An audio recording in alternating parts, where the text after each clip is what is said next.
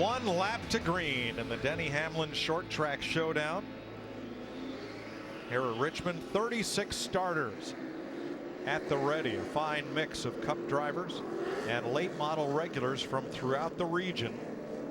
You, Marcus Ambrose, a little nervous for your driver out there in that company? I think he was nervous enough for himself, I've got to be honest with you. At 15, racing against Tony Stewart, Denny Hamlin, he's got his work cut out for him.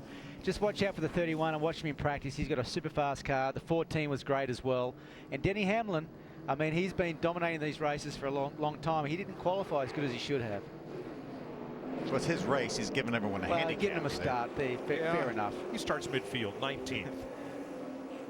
Edwards and Butler the front row, Wallace and Stewart row 2. Pace car is in, 100 laps, halftime break. Here we go for the first half. Green flag.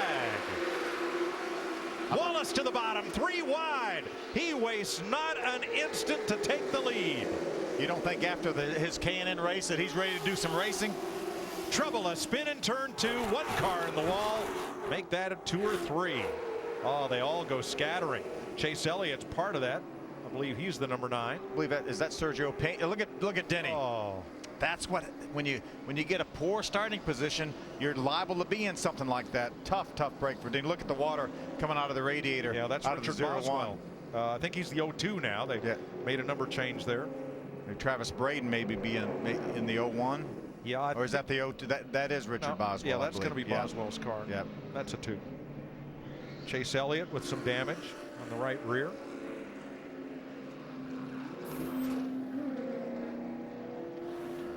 See if we can take a look back at what happened. You see they're already 3 wide. Oh, see right there, the 10. Yeah, the 10. Made the first contact. And the Nick 58, Smith. yeah. And you see Denny right there getting involved. He already has the damage right in the middle of our screen. Nick Smith got into Sergio Pena. There it is. Chase Elliott, the 9, did a nice job to minimise the damage right here. He kept it off the fence, and he should be good to go here. Oh, maybe not. Just a little minor damage, there. yeah. Maybe cosmetic, it looks like. All right, let's see. There's the first contact right there. Yeah. There's the 10 and the 58. Hamlin right behind them. Hermie? You can see a lot of damage to the left front of what I can see to Denny Hamlin's car. Now, not as much luck for Denny this year as last year. Those of you who saw this race or watched it may remember qualifying was rained out. They did it by points, and Denny was supposed to start up front. He decided to go to the back of the field, drove his way to the front for the victory, but this time track position really hurt Denny. But I can smell some fluid coming out of the radiator. They're going to have to address that. And the problem with these late model stock cars, not a lot of bracing, not anything really solid on the front of these cars to really bolt anything to try to get this car fixed. So they're going to make a couple pit stops and try to get Denny patched up as much as possible, try to keep him in this race. Well, Hamlin had an incident on the very first lap of practice this afternoon. See him spin out, then Jason White's going to come along and make some contact. He did considerable damage to front of Jason White's car. Just happened right. You see the 10 car and the 58 make a little contact right there. Pena gets turned around.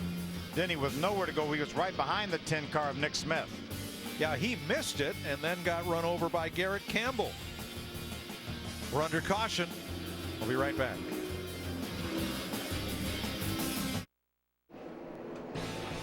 Ready to go racing as Richard Boswell's car is pushed to the garage area. The initial contact from Nick Smith sent a bunch of cars spinning, and there are those involved. We're told that the format of this race has changed. Originally announced at 100 laps, the race length will be 75, and the break will come at lap 50. And here goes Wallace again.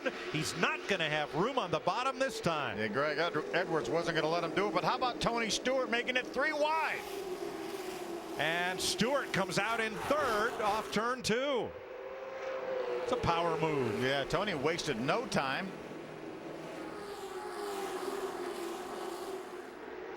But Darrell Wallace Jr. able to hold him off now for the 2nd spot. Wallace to 2nd. Smoke does the crossover. Stewart inside Wallace, who should have the drive off the corner this time and cements 2nd place. Marcus Ben Rhodes up for 13th. Yeah, he's doing great. I'm going to have to go outside and coach him here in a little bit. But these guys are serious. I mean, Smoke going 3 wide on the second green flag lap. That's impressive. Good battle. Jeff Burton, Brandon Butler. Jeff's in the 31. Brandon Butler in the 29. 5th place here. Boy, that upper groove's got the drive off. Burton's going to have to send it in to take the spot. And gains no ground. Nate Monteith in the 44. Right behind this side-by-side battle. Along with the 01 of Travis Braden. 4 cars under a blanket. That's the kind of short track racing we like to see, Bob. And I'll tell you what, Jeff Burton is having a heck of a time here at Richmond. This is what he grew up with, late model stock cars. But take a look at the screen to your left. That's Harrison Burton. That's his son, 11 years old. Now, I just spoke to Harrison down here on pit road, and in 3 weeks, at 11 years old, Harrison will test that very same car that Jeff, his dad, is running here tonight at Motor Mile Speedway. How about that? 11 years old in just a couple weeks. Well, he's an accomplished quarter midget racer. And has done quite well behind the wheel so far. He has a national championship under his belt. He won a quarter midget national championship last year. Front 6 single file. Here's the battle for 7. On the inside, Travis Braden in the 01. On the outside is Nate Monteith, 44.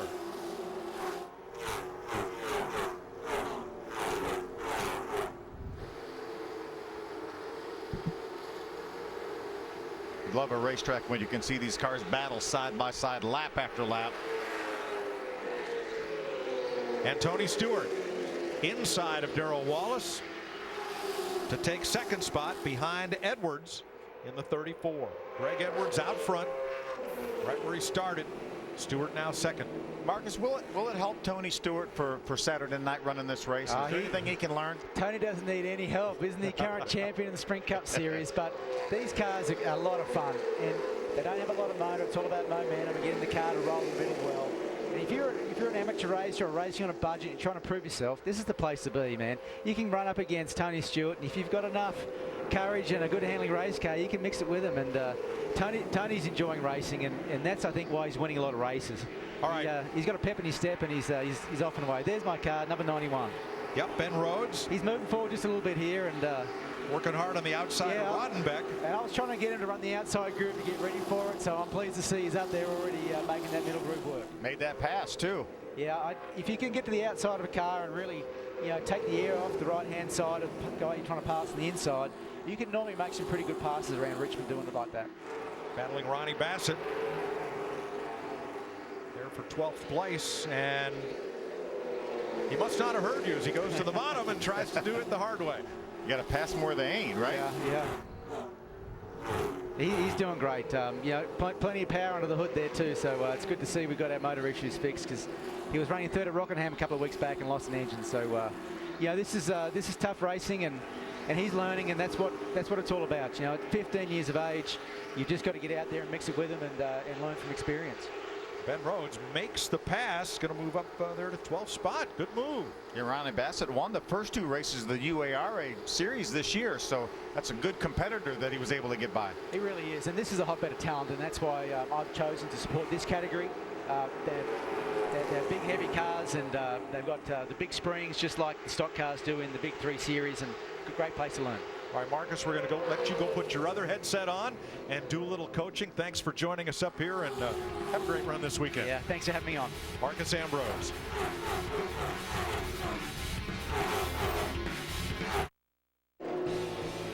"23 laps completed the Denny Hamlin Short Track Showdown. Greg Edwards, pole sitter, has a mirror full of 3-time Sprint Cup champ Tony Stewart. Can you imagine how it feels to be Greg Edwards right now? And the guy behind you, oh yeah, he's a reigning Sprint Cup champion as well as a 3-time champion. For a while it looked like Stewart was going to sneak under and grab the lead, but now, Phil, he's just kind of settled into that 2nd spot. Ooh, a little bit sideways that time for Edwards up off the corner. That car has some history. That car is the same car that Corey LaJoie won 3 times at Rockingham in the UARA series. Wow. Greg Edwards out of Langley Speedway, 2-time track champion there. On a long career that spans more than a decade. Has he got a tire rub on the left front? under braking. We're definitely seeing some Right smoke there. Well, not that time. Maybe it's hazed off there. I think we saw it a little more down in turns 1 and 2 over at the east end of the speedway. Looks clean down the front straightaway there. There's a little bit of smoke right there.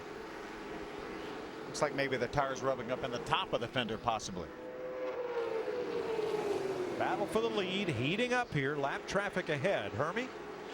Well, we got two special guests here tonight. Mike from Impact Wrestling, Mickey James and Magnus Tag Team Champion. But first, Mickey, you're a Richmond native and you've been to Denny Hamlin's event several times. Yeah, You're becoming a pretty big race fan.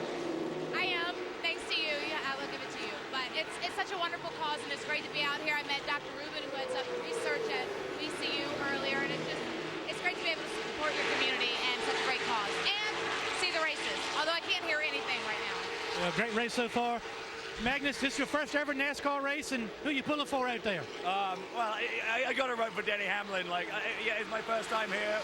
We've had a really great day, and Denny and all his foundation have been so hospitable to us. We had a great time meeting the fans and getting to come down here in the pit wall. I mean, this is exciting. This is really awesome stuff.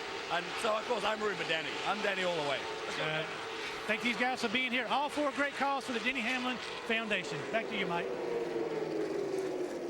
Thanks, Hermie. Here's how you can help. Go to DennyHamlinFoundation.org or call the toll-free number at the bottom of the screen. And you can donate and help raise funds tonight for the Denny Hamlin Foundation, which primarily benefits individuals and families affected by cystic fibrosis. I think right now Tony is worrying Greg to death here.